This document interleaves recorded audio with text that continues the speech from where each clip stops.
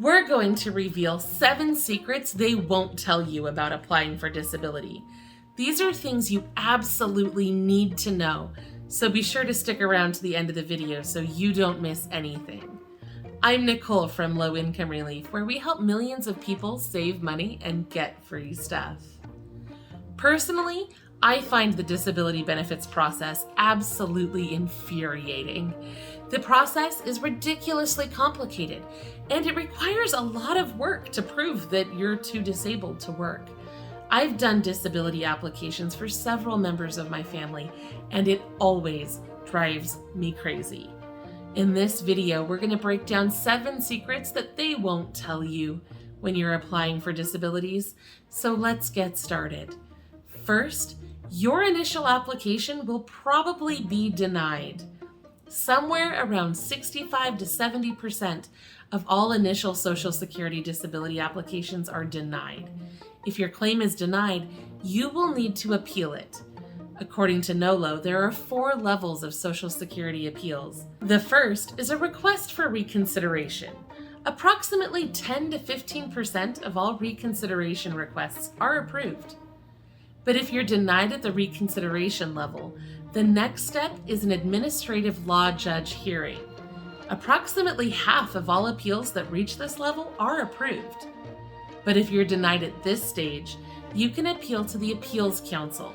The Appeals Council only approves about 1% of the appeals, but about 10% of cases are remanded back to the ALJ level for reconsideration, which improves your chances of being approved. The final step of the appeals process is the federal court review. Only about 1% of disability claimants actually take their cases to court, and a lot of people just give up along the way and don't get the benefits that they are entitled to, because sometimes you really have to fight for them. So if you're applying for benefits, prepare for that initial denial, brace yourself for a long fight. It can be a big process, but it is worth it. Second, you may be able to get free or low-cost help from a disability attorney. Now that we've talked about how difficult the process is, it probably makes sense to get help from a disability attorney. Many attorneys do not charge anything up front and only collect a fee if they win your case. This fee is paid from the back pay that you'll receive when you win. Federal law states that these attorneys can only collect up to 25% of your back pay or $6,000, whichever is lower. In my experience, that's a great deal because it means they're more motivated to win your case, and you don't have to pay anything unless they prevail. Third, there's a secret disability list that can help you get approved. The Social Security Blue Book lists all the medical criteria that are used to evaluate disabilities. This list can be extraordinarily helpful when you're applying for disability benefits because it tells you exactly what the evaluators are looking for. Many people who experience disabilities, especially those who experience numerous, complicated, overlapping conditions, have a hard time describing their disabilities to someone else. There's just a lot there, and it's hard to know what symptom goes with what medical condition, but the Blue Book can help you sort it all out in the way that is most advantageous to your case. Using the Blue Book as a guide can help you describe your disabilities in a way that aligns with what the Social Security office is looking for. This makes it easier for them to check the boxes that they use to evaluate each condition, which makes it easier for you to win your case. For example, I recently helped someone with a thyroid disorder apply for benefits. In the Blue Book, we discovered that thyroid gland disorders are evaluated based on changes in blood pressure, heart rate, and cardiac function, as well as weight loss, strokes, cognitive limitations, and mood disorders. By following their evaluation criteria, we were able to find specific references in their medical history that closely aligned with each one of those criteria, and that made it easy to describe their symptoms and to create a convincing case for their disability application.